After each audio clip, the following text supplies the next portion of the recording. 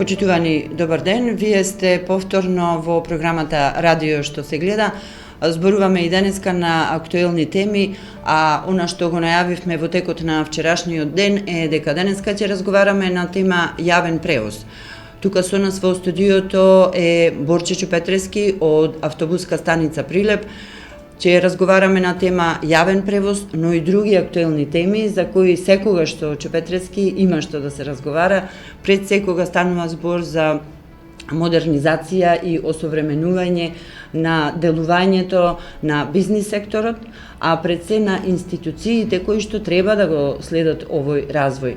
Она што е ново во автобуската станица Прилеп, а секогаш има новини, е дека се модернизира пристапот на патниците до резервација на автобуски линии. Јас пред да започнеме со разговорот, само ќе ги повикам гледачите и слушателите дека можат да не контактираат во програмата во живо преку телефонскиот број 075 235 665 или да остават порака на Радио Пела во коментар или во инбокс. Добро ни дојде во студиото на Радио Пела. Добро, најдобро ден. Секојаш со задоволство сум поканет и со задоволство присуствувам во вашата програма. Стварно има што да се каже.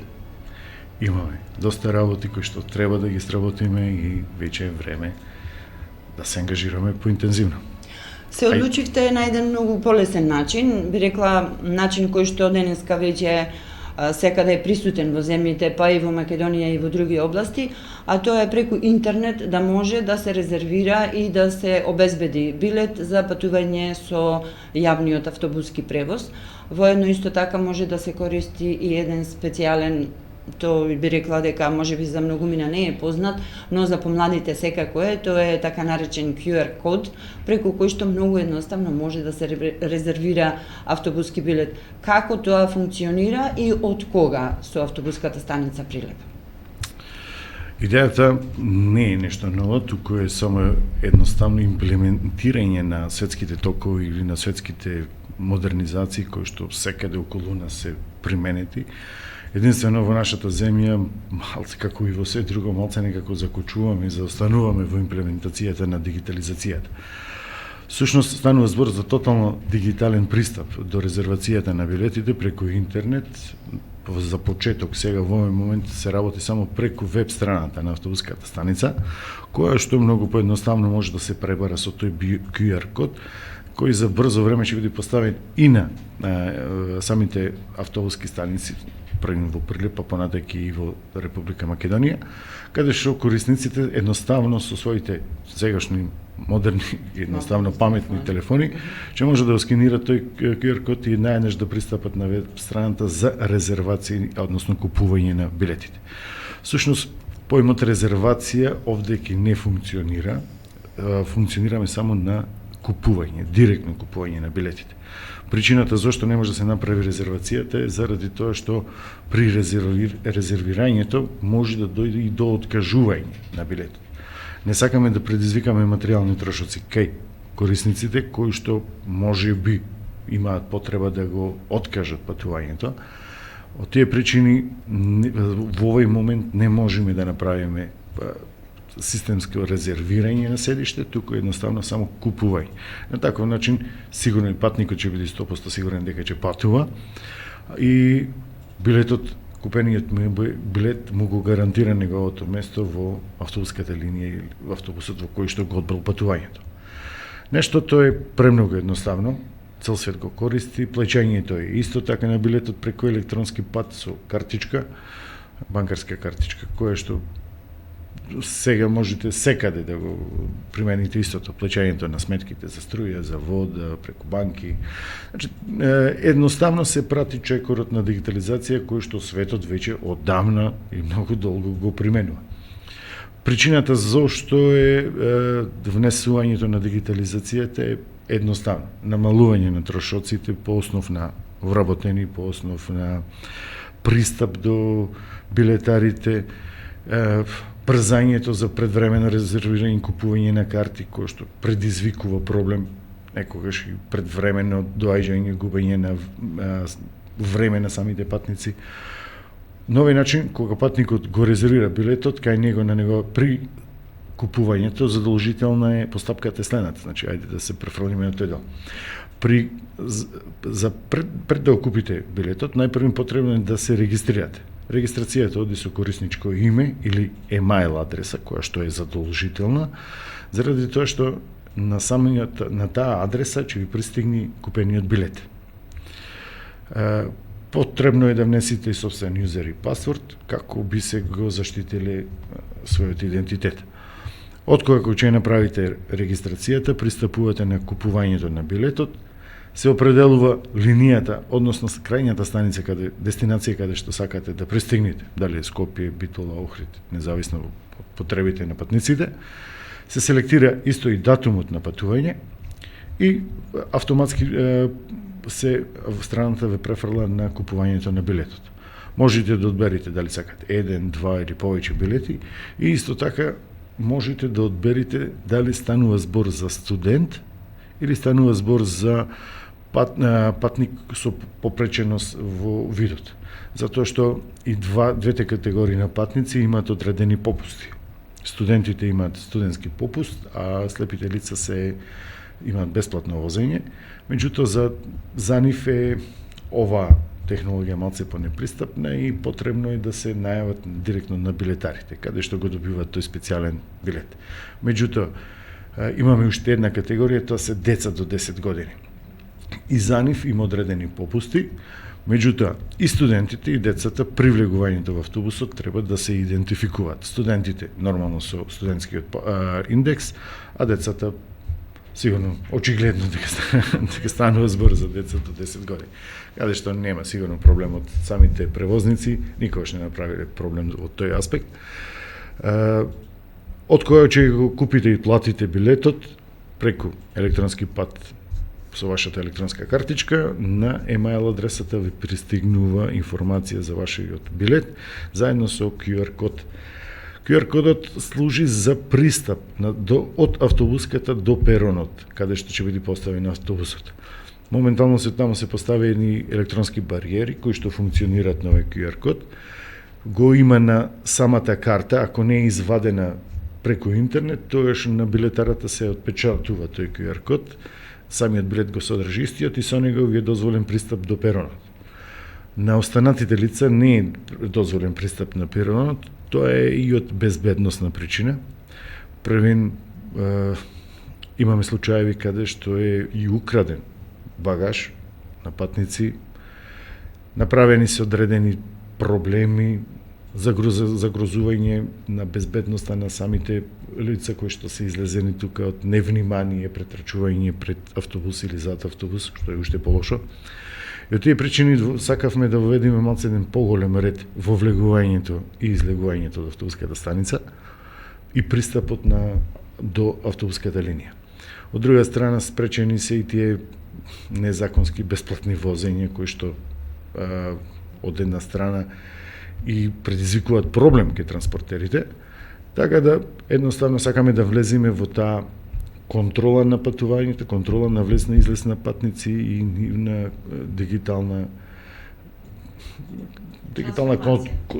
контрола во секој случај. Сакаме да ги избегнеме факторот човек, кој што секогаш знае да биде субјективните фактори, да бидат малце по-лабави, да предизвикуваат неправилно функционирање на нештото и со електрониката или со дигитализацијата нема промаршување.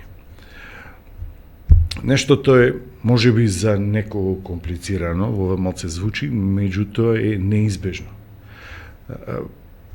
Секаде надвор од границите на Република Македонија, можеби надвор и од Балканов ако излеземе, овие системи се инсталирани и функционираат безпрекорно и се задолжителни. Само кај нас, како што кажавме на почетокот, некако сакаме се уште да поминиме на поедноставно, попросто, а понебезбедно. Но тука е прашањето колку им веруваме на овие нови дигитални алатки, бидејќи некогаш велиме, мене ми е подобро јас да си појдам до автобуската станица, да си купам билет, да знам дека имам и да сум сигурна. Кога станува збор за дигиталното време и за реалниот свет, јас би рекла, бидејќи се два паралелни света, Вие започнавте, рековме, од средината на јуни со оваа дигитализација. Колку досега овој нов начин е интересен или го применуваат прилепчани, па и другите кои што сакаат да резервираат билет преку автобуската станица Прилеп? Каков е интересот? Интересот е искрено во моментов не многу голем. Значи, го зборуваме отворено, меѓутоа и ние самите не го промовираме максимално брзо, заради тоа што се уште останатите автобуски станици не се внесени во овој систем. Причината е нивната тромост во донесувањето на одлуките, малце, можеби и периодот во кој што се наоѓаме, периодот календарски, сакам да напоменам. Знаете, многу е тешко на среде година да направите трансформација на еден систем во кој што работите. Тука се поврзани книгоодствени, финансиски, останати податоци, кои што треба да се префрлат во новите системи. Многу поедноставно е на крајот од годината да се префрлите во друг систем. Тоа го зборувам од останатите автобуски станици кои што поседуваат поинакви системи или поедноставни системи за издавање и контрола на картите. Ние нашиот систем го апгрейдуваме нон-стоп и нон-стоп работиме на неговото усовршување. Ова е почетниот дел. Значи, Прилепската автобуска станица е една од првите кои што го започнува проектот на дигитализација на целокупниот патнички транспорт во Република Македонија. Нашиот проект сакаме да ги поврзиме сите останати автобуски станици, за да можат слободно да се издаваат, но и контролираат повратните билети. Издавањето на билет во еден правец е многу едноставна работа, меѓутоа повратниот билет е малце покомплицирано. Ние буквално со самиот развој наидовме на тој проблем и од таа причина малце го стопиравме делот на дигитализацијата во двата правци. Во еден правец е слободно, може да купите билет кога сакате. За повратниот билет, автобуската станица која што го организира враќањето назад, треба да биде информирана или да го има податокот за тој билет, кога е даден, кога е издаден, до кога важи. И тие податоци мора да се мечираат или да се совпаѓаат еден со друг од едната до другата автобуска станица. Да имаме целосна контрола на колку патници има во автобусот, да колку слободни места има, за пролазните автобуси дали може да издадеме карта или не може. Замислете, давам пример, ако еден автобус доаѓа од Битола, кој е полн со 48 патници и има само 3 или 4 слободни места, а ние во Прилеп по дигитален прат продадеме повеќе од 10 карти, патниците кои ќе дојдат, нема место. Значи, тоа е еден многу комплексен систем на кој што ние моментално го работиме, на синхронизација на сите автобуски станици, посебно за пролазните линии.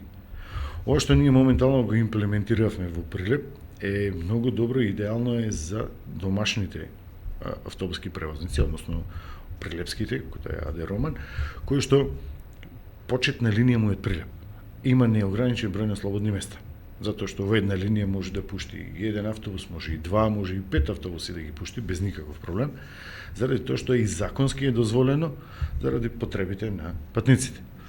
Меѓутоа, автобусот кој веќе тргнал и доаѓа од Битола, па и од Охрид, Галеп Охрид, кога поминуваат низ Прилеп, може би немат слободни места. И тука се јавува тој конфликт кој што мора да биде систематизиран целосно. Од таа причина ние го почнавме проектот со прилепските линии, меѓутоа се надеваме дека до крајот на годината ќе ги завршиме конекциите со сите останати автобуски станици за да го имплементираат овој систем, да немаат загуби на податоци, што е многу битно, да немаат финансиски трошоци и на крајот да бидат префрлањето или инсталирањето на овој софтвер да биде безболно. Сепак тие промени предизвикуваат одредени последици или тешкоти. Затоа е сега овој период пуштен како тест период, кога ги синхронизираме нештата, угледуваме грешките, знаете, софтверите секогаш имаат одредени пропусти кои што може би некогаш од невнимание, може некогаш и од несогледана потреба се промаршила, па и тоа жива материја која што нон-стоп се апгрейдува и нон-стоп ќе оди понатаќе. Сакам уште една работа да напоменам дека покрај автобуските станици тука ќе овој софтвер ќе треба да го користат и сите превозници, за да ги најавуваат своите возила, број на седишта и цело време да се води онлайн евиденција на состојбата во автобусите, на бројот на патници и на самата линија. А како главен корисник, значи главен мониторинг систем на сето ова, ќе биде Министерство транспорт и врски. Зошто? Заради тоа што тие се регулаторот на законот за патен сообраќај на патниците и тие ќе имаат целосен увид во моменталната состојба на бројот на одржани линии, неодржани линии, тргнати автобуси, број на патници и сето тоа да биде синхронизирано со законот за превоз во патниот сообраќај. Кога ќе се спомне јавен превоз, дали тоа е јавен автобуски или пак станува збор за железнички или пак е градски сообраќај, прво што за оној што патува е важно да има некаков ред. Ти сам напомена дека вие сте под ингеренции како приватни компании, да напоменеме, бидејќи граѓаните можеби и не знаат дека автобуските станици во Македонија сите се веќе приватизирани и на таков начин функционираат под капата на Министерството за транспорт и врски. Дали од страна на ова ресорно министерство е побарано ваква дигитализација и што би значило ова за понатамошниот развој на јавниот автобуски превоз во државата? Рековме дека Прилеп е прв. Ова искрено, значи во 2014 година е внесено во закон за патен сообраќај, каде што е дефинирано дека карти треба да се вадат по интернет. Замислете, 2014. 10 години се касни со имплементацијата. Која е причината? Во 2014 година сите автобуски станици во Македонија одвојуваат солидни средства во износ некаде околу по 300.000 денари од автобуска станица за да се изгради овој софтвер и да се постави во употреба. Меѓутоа, истиот е направен и моментално функционира само веб страната е автобуска, која што нема никаква синхронизација, никакво одржување. Значи, замислете, вложени се пари од цела Македонија, 24 автобуски станици, платили по 5.000 евра, то се 120.000 евра средства, направено е нешто што не функционира. Значи, пак ќе спомнам, проблемот е до нас, не е проблемот во системите, законите или нешто слично. Не е најдено решение на прераспределувата на средствата. Може би некој сакал да стави капа на сето тоа и сите приходи до кај него, не знам, меѓутоа не е најден заеднички јазик. Што направивме ние? Ние направивме она што ние го работиме во моментов и начинот на функционирање, на финансирање на една автобуска и самите превозници е еден комплексен систем кој што мора да биде со заеднички интерес. Ако нема интерес, нормално нема ни бизнис. Во овој софтвер го внесовме само тој заеднички интерес, ништо повеќе. Значи, не се прекршуваат сите законски постулати кои што ги одржуваат финансиската стабилност на компаниите. Со претходниот е нарушено нештото. Со овој ние што го градиме нема да има никаква дополнителна оптеретување. Да, и е во интерес на пред се на патниците, но и на државата, бидејќи нема можност за никакво затајување во однос на колку приходи се направени, по однос на безбедноста на патниците и така натаму. Патниците во секој случај пристапот до билетите ќе му биде поедноставен. Значи, кај нив е делот на поедноставувањето. Државата ќе го има најголемиот бенефит. Ќе има најголема контрола над нештото. Сега за државата да изврши контрола на патниот сообраќај треба да даде налог на инспектор, па тие да закаже да земат возила, па да направат трошоци за гориво, дневници надвор на пат, па да стојат на секакви временски услови надвор на патиштата и да вршат контроли на автобусите. Тоа е и комплицирано и скапо. И затоа се одвива многу ретко кај нас. Од друга страна, кога сето ова ќе биде дигитализирано, тие со притискање на едно копче и селектирање на линијата која што сакат да исконтролираат, можат да проверат да видат колку патници има, колку карти се продадени, кога тргнал автобусот, кога застанал. Значи сета она законска регулатива што треба да ја проверат, ќе имаат онлайн во секој момент. Регистрација на автобус. Превозниците со овој софтвер ќе бидат должни да ги внесат сите податоци од сопствените автобуси. Број на седиште, регистрација, скенирана сообраќајна дозвола, скенирана дозвола за превоз на патници, за линиски превоз, дозвола за меѓународен превоз. Сите тие документи ќе бидат поставени на интернет. И кога автобусот ќе се пријави на автобуската со таа регистрација, инспекторот може само да притисне дугме и да му се излистат сите документи што ги има автобусот. Ако сопственикот на автобусот не ги скенирал, направил прекршок.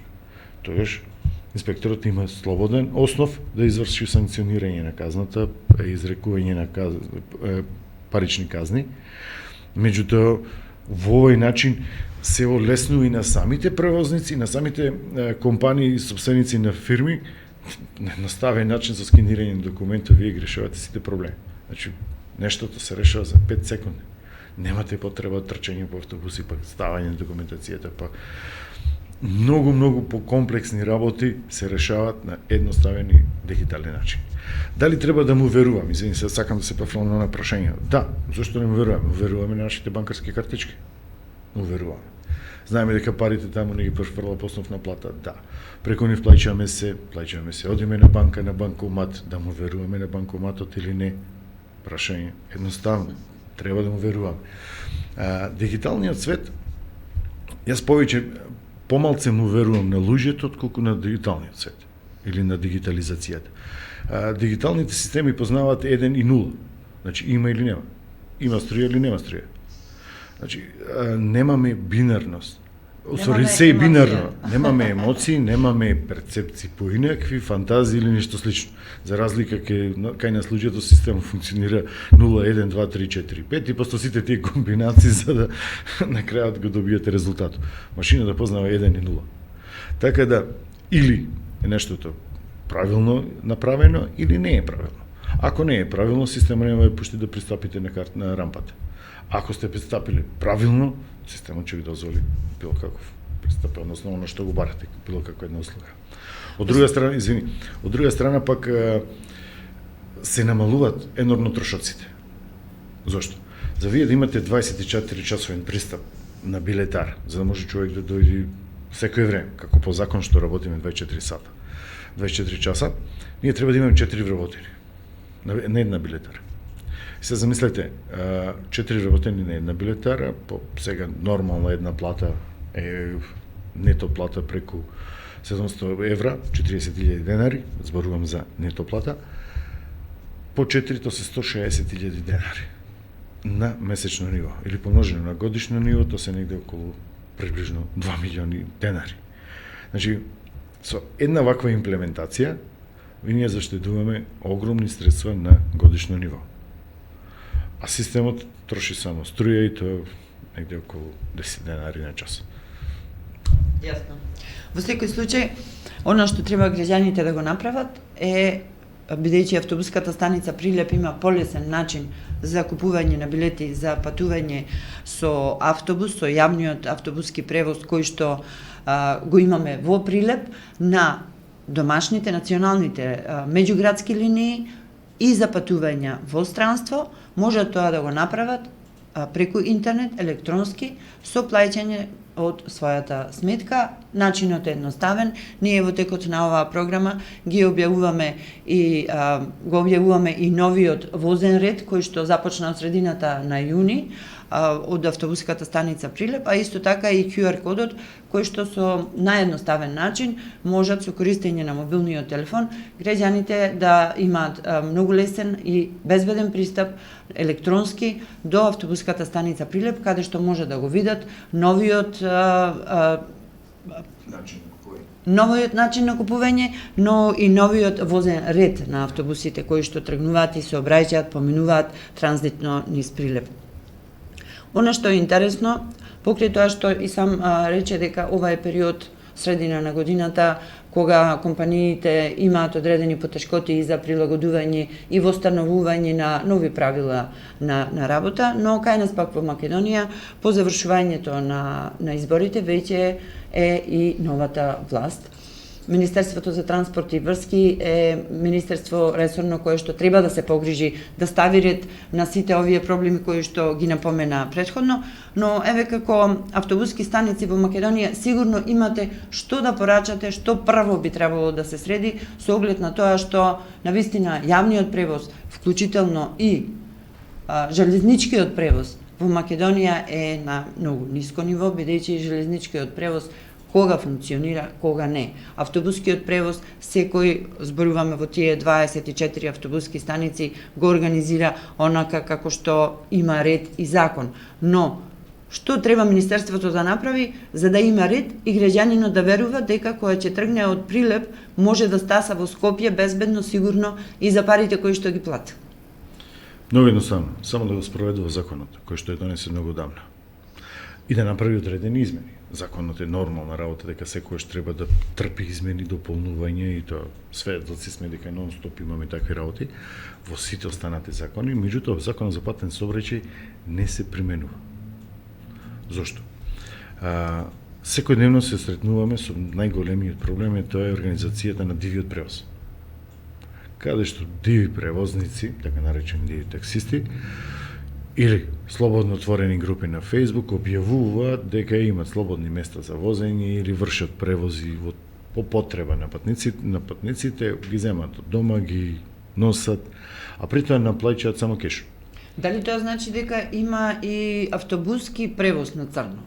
Не само такси, возила, автомобили? Да, има и автобуски, со минибуси, големи автобуси превоз. Во градов имаме неколку превозници кои што работат на див превоз на патници, посебно за линиите сега во летниот период за Охрид, која што е така една од поатрактивните линии за младите деца, која што нормално е периодот на летни одмори и искористување на топлото време. Меѓутоа, станува збор за нерегистриран и нерегуларен превоз. Тоа значи дека можеби возилото не е регистрирано прво, можеби возилото не е исправно, можеби шоферот што вози нема никаква лиценца. Значи, сите овие работи ние ги ставаме на коцка пред се животите на нашите деца, на нас патниците, си ги ставаме самите во ризик, затоа што патуваме со не знаеме ни со кого. Замислете, која е безбедноста или која е сигурноста на возилото што ве вози. Прво зборуваме за возилото, а второ да разговараме и за превозникот, кој човекот што ве вози. Дали тој е сигурен, може би ви е познат. Океј, ако ви е пријател, нормално никој не може да забрани тој дел. Меѓутоа, возењето со диви таксисти, првен, вашата безбедност е нарушена, а од втора страна државата пак која е она што разговараме, Министерство транспорт и врски и самата држава нема никаков приход од нешто.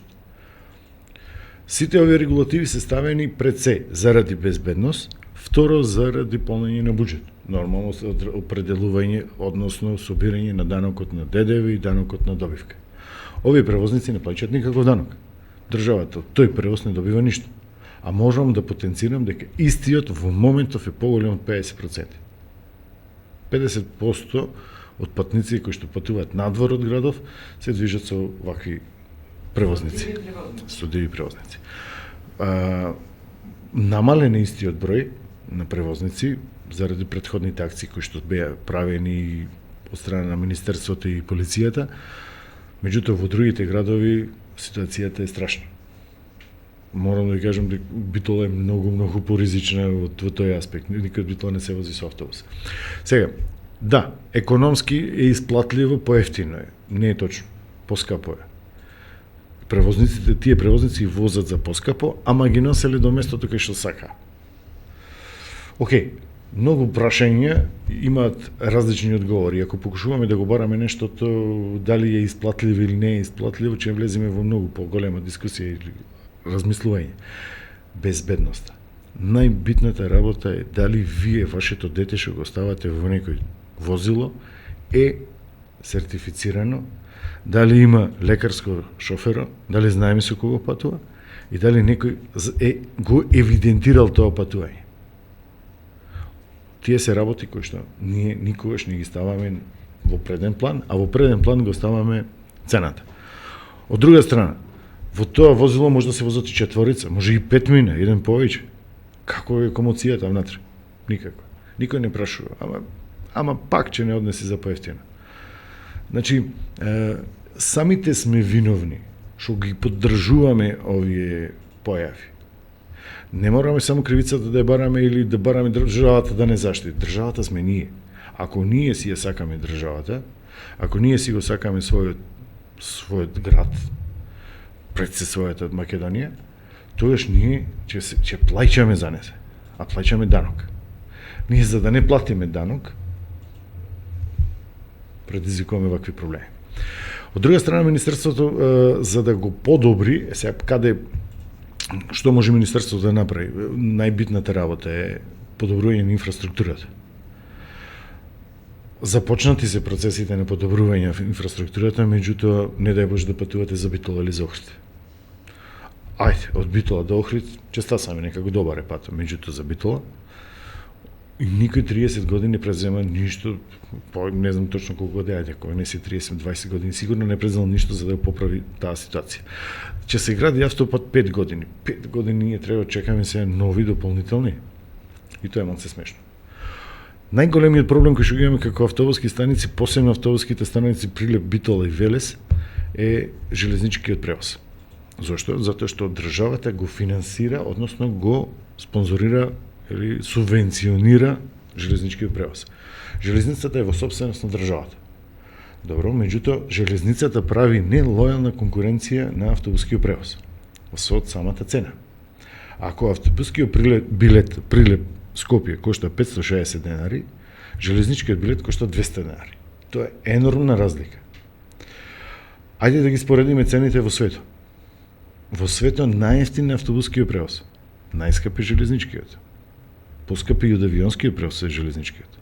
Затоа што железничкиот превоз ве носи од центар на градот во центар на градот. Посебно за големите светски метрополи, да кога разговараме. Имате брзилини, експресни возови или слично. Да, се развија. Второто прашање, чие се тие линии? Чии се тие возови? Приватни.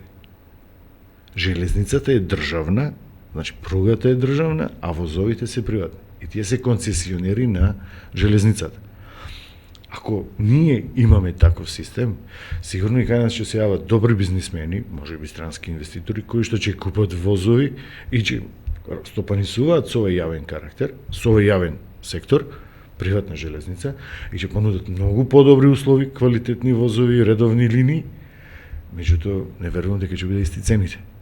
Тоа беше нешто најавувано во тој дел од страна на претходната власт, централна, дека е можно да се издаваат концесии за јавниот железнички превоз на патници, но не и за транспорт, бидејќи државата тука, предпоставувам, има поинакви интереси.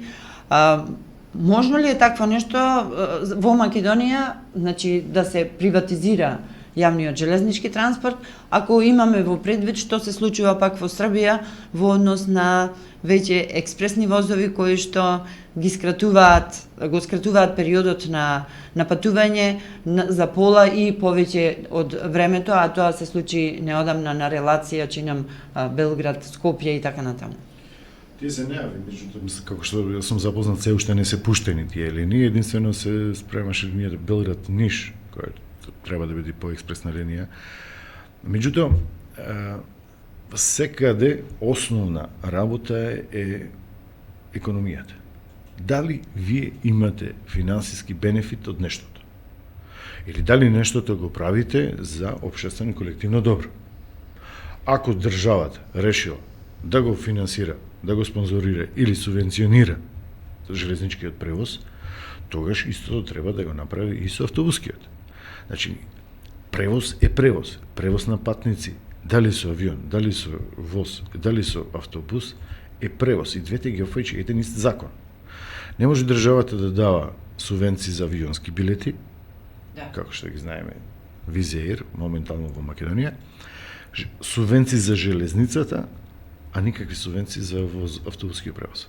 И автобускиот превоз го продаде, крена раце, окей, не е ни интерес, меѓутоа го уништува.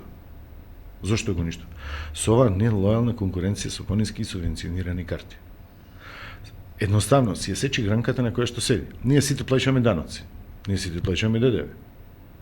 Тоа е оно што државата прибира пари.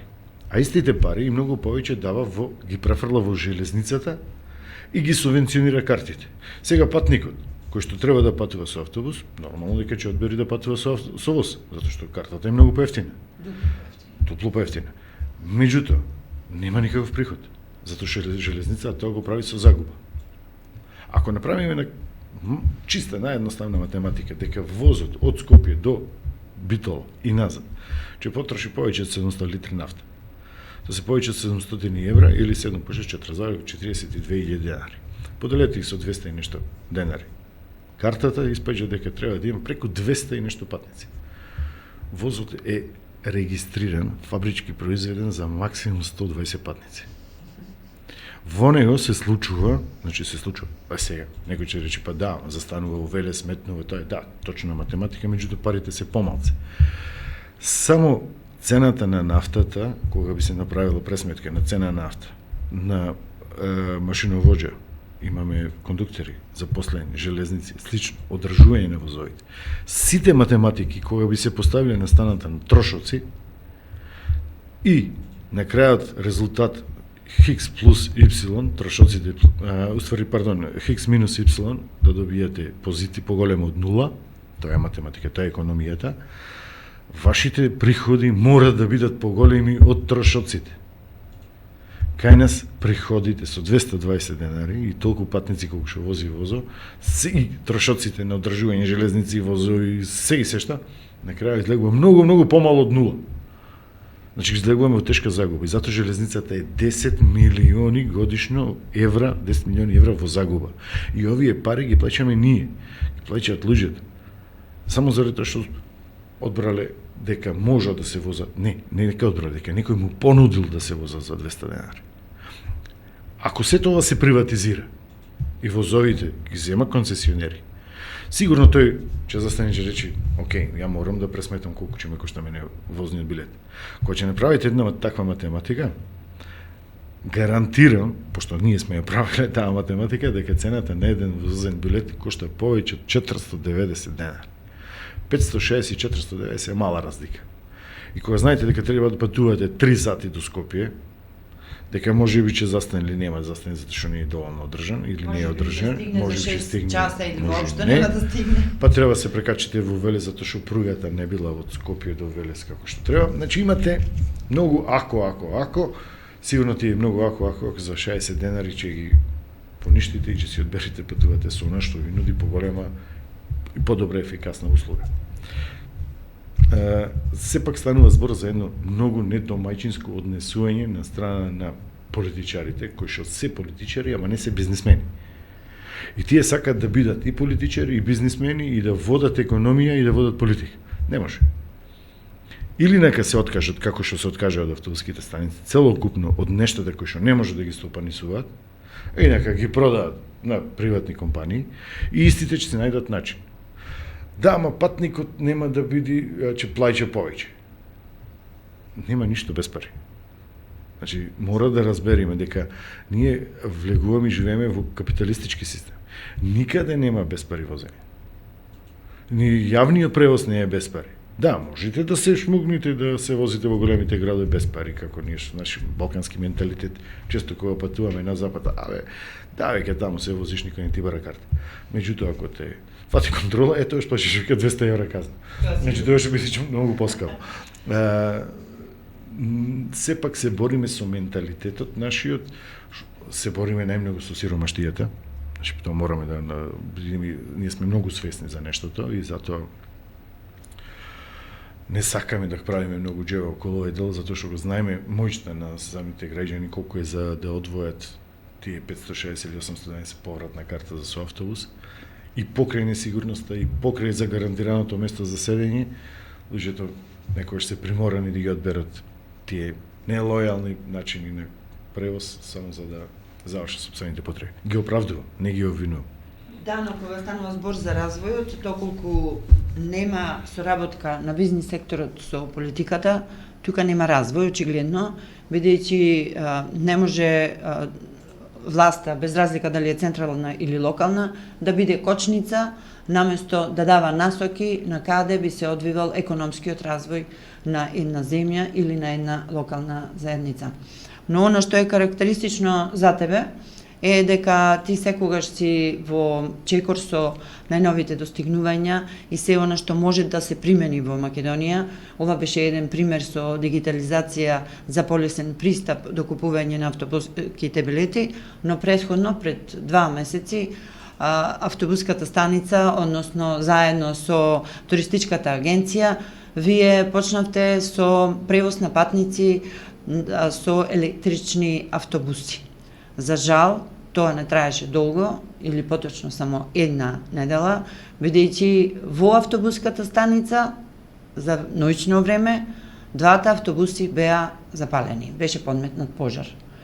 Сигурно граѓаните ќе ги интересира, бидејќи веќе подолго време безбедноста во Прилеп е под знак прашалник, но докаде е постапката со овој случај и што може да се каже дали еве вие повторно ќе набавите електрични автобуси и дали е тука еднината пред се? Констатацијата е точна, Горде, нажалост се случи тоа што се случи. Некој едноставно не сакаше можеби да одиме напре или да покажеме што сушност е еднината во светот, па и кај нас во Македонија.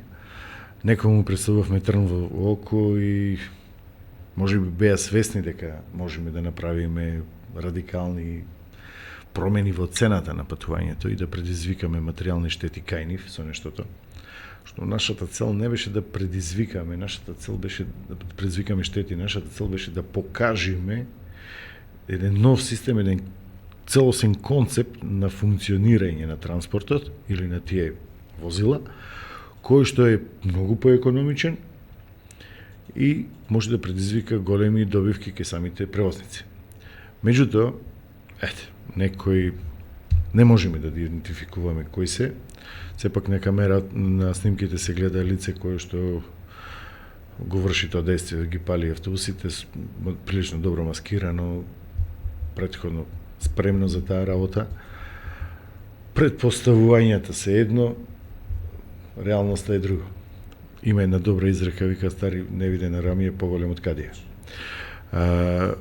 Нема некакви материјални докази врз кои што би можеле да се насочи истрагата, барем така имаме информација од полиција.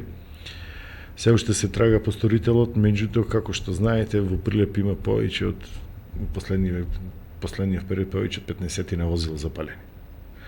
Тоа е некоја нов тренд, нова група на вршење на терор, на безохрабрување или на внесување на страф ке поединци.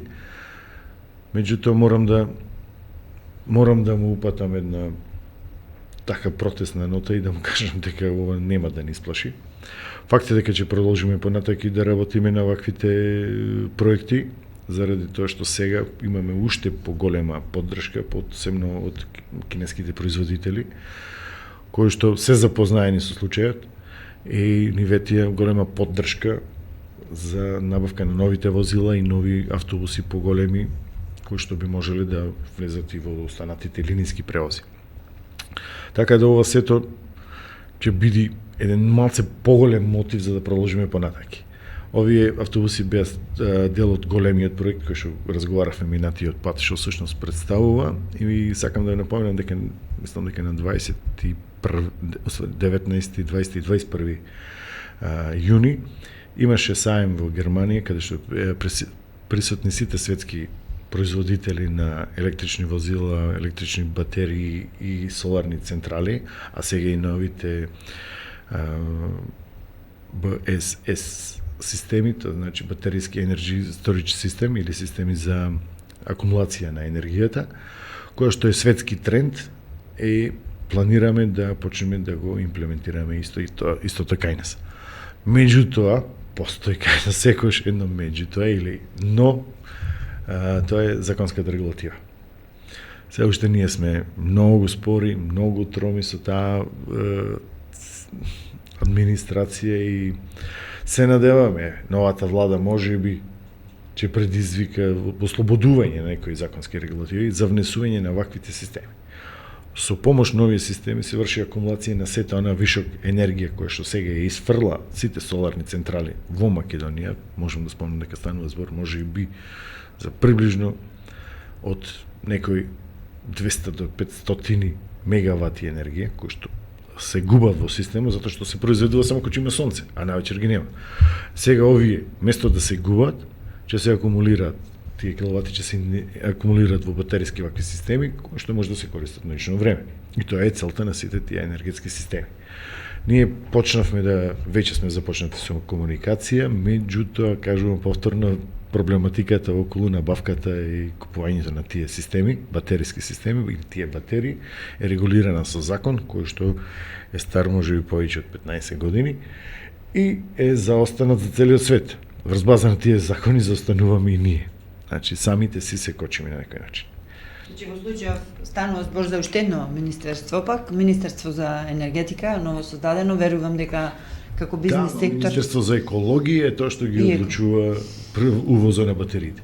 Значи енергетиката, Министерство за енергетика ќе го определува тие производствени капацитети за енергија, меѓутоа Министерство за екологија од другата страна па вика па чекајте да видиме па дали е тоа или не е или нешто слично.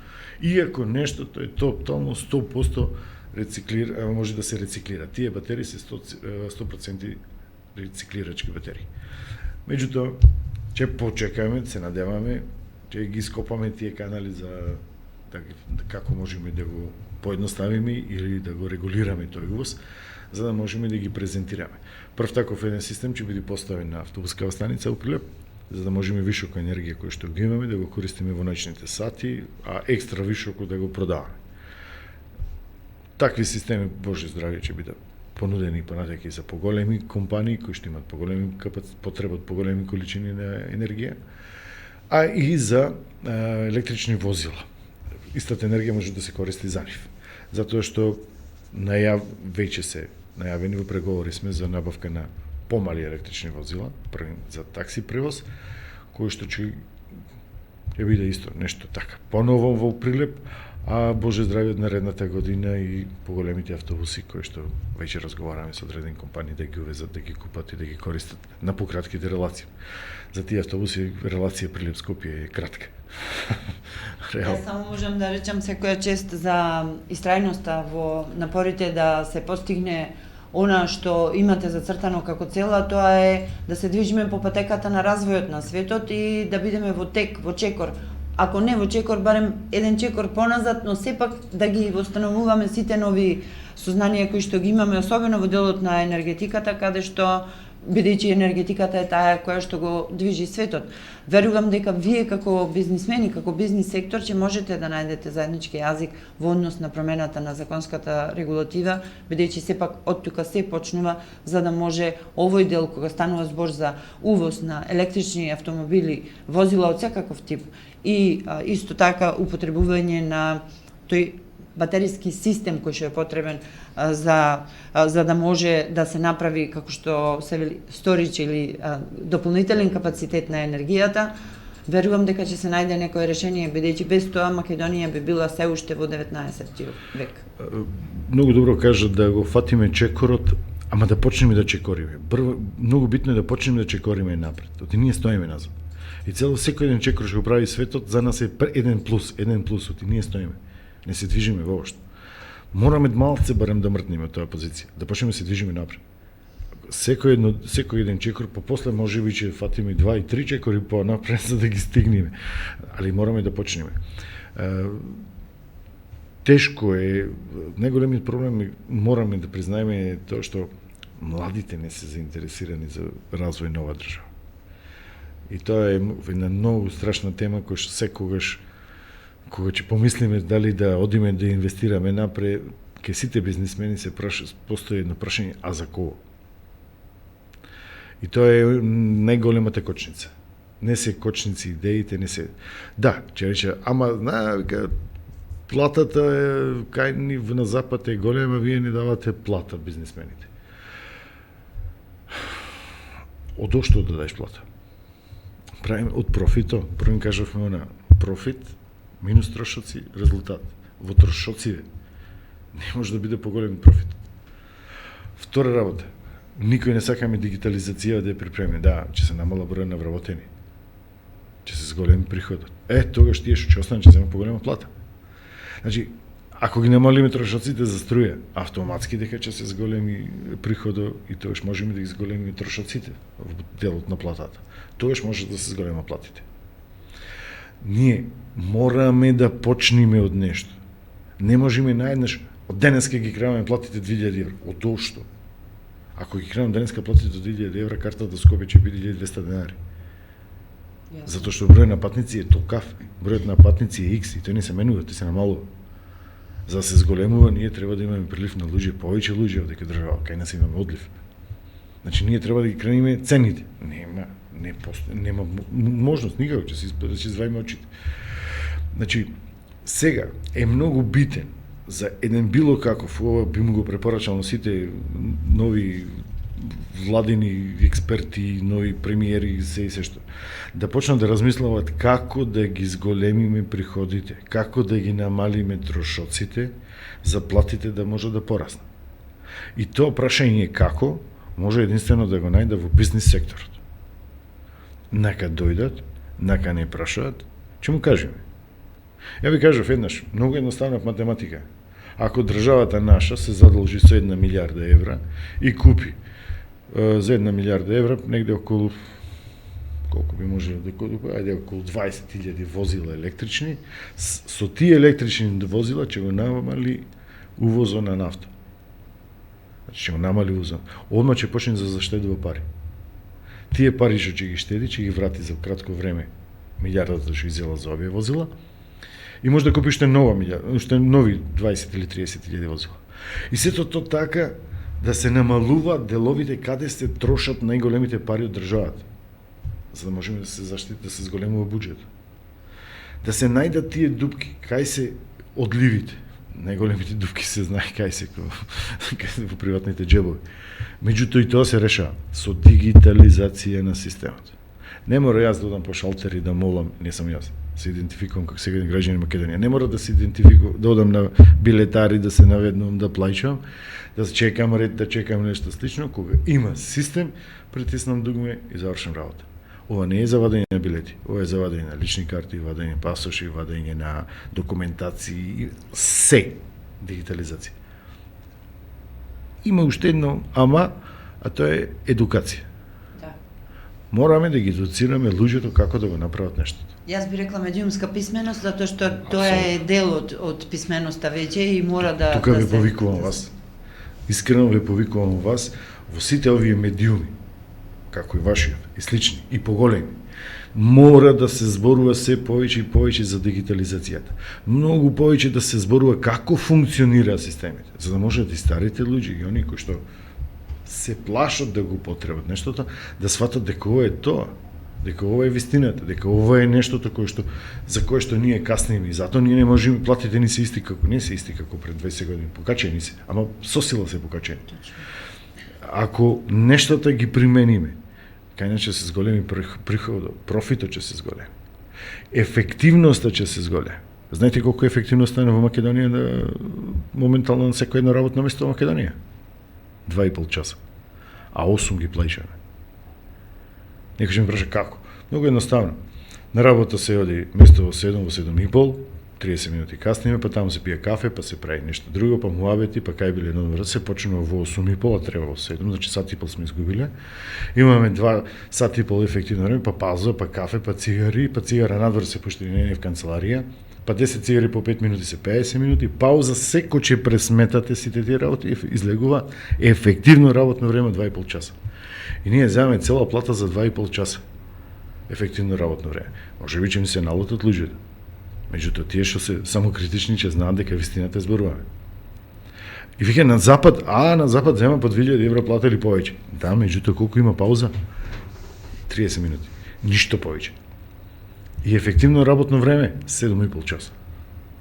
2,5 часа за 400 евра и 7,5 часа за 2000 евра. Значи имаме колку? 3 разлика. 400 па 3200, па ќе ги стасаме, ако бидеме ефективни. Борчичо Петрески, навистина задоволство е да се разговара со тебе, бидејќи и тоа е искрен разговор, но и разговор кој што може да отвори нови патеки за развој и на некој начин да ги поттикне и помладите, но и повозрастните да размислуваат во насока на подобрување пред се на себе си, а потоа и на заедницата.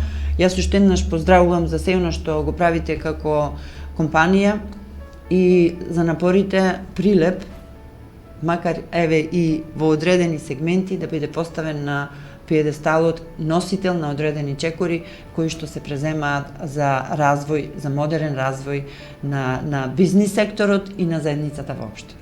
Благодарам, Мрде. Како човек, лично јас, зборам лично за мене, секојаш ќе се борам за нештата да биде напред, да одиме напред, да ги внесуваме тие технологии пред се заради тоа што мене лично ме интересираат и ќе се борам го затоа што го сакам овој град. Може би за брзо време ќе направиме и нешто што да ги собериме сите сили и капацитети во овој град за да придонесеме нешто повеќе. Тоа е една, во најава да го кажам, за брзо време еден нов момент кој што време, барем оние кои што го сакаме Прилеп, кои што живееме во него, сме инвестирале да ги собериме сите сили, да покажеме, да докажеме и да направиме нешто за овој град, односно да го вратиме, да го ставиме во чекор, да го ставиме во движење. Доста е неговото тонење и ако другите не знаат, ние ќе му покажеме како треба тоа да функционира. Благодарам уште еднаш. Благодарам јас.